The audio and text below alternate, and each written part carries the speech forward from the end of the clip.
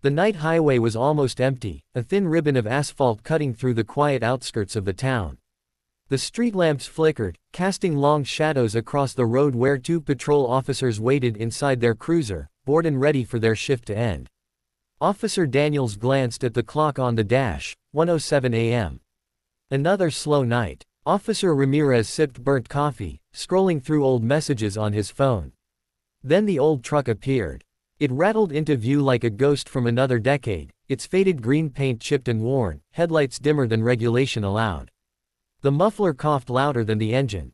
Ramirez squinted. That thing shouldn't even be on the road, he muttered. Daniels nodded. Tag it. Let's wrap up the shift with something easy. They pulled out behind it.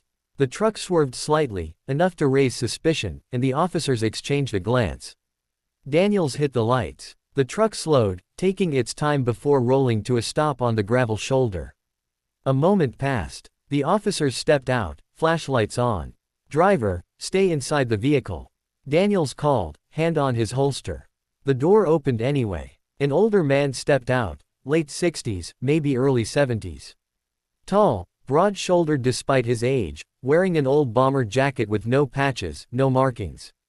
His face was lined, his eyes sharp and steady. He didn't look confused or scared. He looked like someone who had decided long ago never to be afraid of anything again. Evening, officers, he said calmly.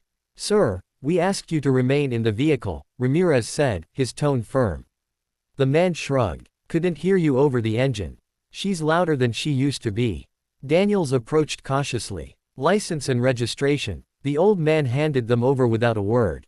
The name on the license read, Michael Rowan.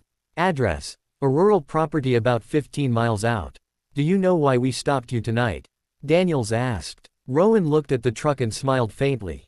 Because she's old and ugly, same as me. That, and you were swerving, Ramirez added. Pothole, Rowan said simply. Your county hasn't fixed them in years. The officers shared a look. The man didn't seem intoxicated, the opposite, actually. He was steady, clear, composed. Too composed. Daniels asked, have you had anything to drink tonight? Nothing but peppermint tea, Rowan answered. Step to the front of the vehicle, sir. Rowan sighed but obeyed. The officers ran the plates. Clean. No warrants. Nothing unusual, except a note in the internal system. Military clearance level, restricted details. Ramirez frowned. Why would a civilian have? A sudden crackle came over their radio. Unit 12, do you have a Michael Rowan detained? The officers froze. A voice they didn't recognize spoke, calm, authoritative, and not local dispatch. Confirm immediately. Daniels hesitated before responding. Yes, we have a traffic stop involving. Before he finished, the voice interrupted. Release him. Maintain position. Do not leave the scene. The radio went dead. Ramirez stared. What the hell was that? Daniels swallowed. Sir, Mr. Rowan, why is someone monitoring local radio for your name? Rowan took a slow breath. Because people tend to overreact about things that don't concern them. What things? Ramirez pressed. Rowan didn't answer. He simply leaned against the truck as if he'd stood on 100 roadsides like this and knew exactly what was coming. 10 minutes passed. Then 20. The officers shifted anxiously, watching the empty road. And then the SUVs arrived. 4 of them, sleek black Suburbans with tinted windows, rolled up silently, engines humming like a coordinated heartbeat. They surrounded the scene in a smooth, practiced formation. No sirens. No hesitation. Ramirez whispered, this is federal. Has to be. The first SUV's door opened. A man stepped out, tall, wearing a dark overcoat, metals gleaming faintly under the headlights. His rank insignia caught the light. 4 stars. A full general. The officers stiffened instinctively. Ramirez's mouth went dry. Daniels felt his stomach sink as he snapped to attention without meaning to. General Hawthorne, one of the most recognizable figures in the armed forces, strode toward them. The air around him felt heavier, as though his presence carried its own gravity. He didn't look at the officers first. He went straight to Rowan. Sir, the general said, voice respectful, not commanding, respectful. We would have preferred you informed us you were leaving base. Rowan smirked. It's not your base. It's a training facility. And I was only visiting. It's still a matter of protocol. You know how I feel about unnecessary protocol. The general exhaled, but there was something in his expression, admiration, frustration, loyalty. All tangled together. Only then did he face the stunned officers. "Which one of you initiated the stop?" he asked. Daniels raised a timid hand. "I did, sir." "You suspect him of anything?" "No, sir. Just traffic violations." The general nodded slowly. "For future reference, Mr. Rowan here is one of the most decorated strategists alive. When he retired, 3 branches tried to ignore the paperwork so he couldn't leave." Rowan chuckled. "They like exaggerating." "No exaggeration," Hawthorne said firmly. "You're a legend, sir." Ramirez blinked, realization dawning.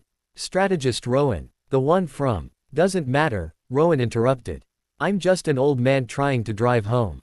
But the general wasn't finished.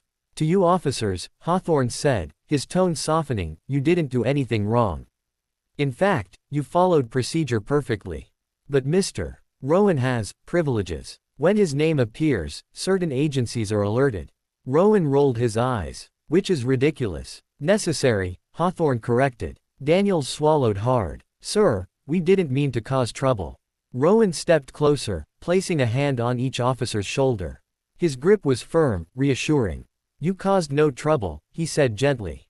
"You're doing your job. And do it well. Don't let anyone, government or otherwise, make you feel you overstepped."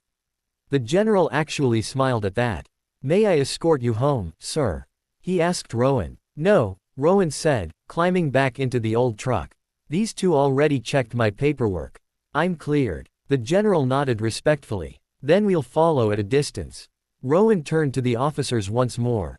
"Good night, gentlemen." The engine sputtered to life, coughing like an aging dragon, and the truck rolled back onto the road. The SUVs followed, forming a protective convoy behind it. The officers remained frozen until the last vehicle disappeared into the darkness. Ramirez finally whispered, "We stopped a ghost." Daniels exhaled shakily. "No. We stopped someone the world salutes, and we didn't even know." They climbed back into their cruiser, neither saying anything for a long moment.